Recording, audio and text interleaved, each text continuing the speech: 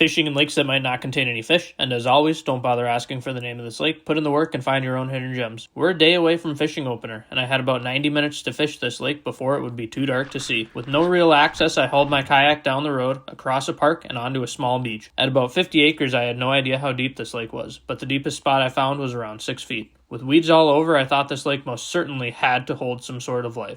I started out with a chunk of crawler, and after 30 minutes, this happened. There we go. I was hoping for something a bit bigger, but since we're still a day away from fishing opener, I had to stick to targeting panfish. Luckily, about 10 minutes later, this happened.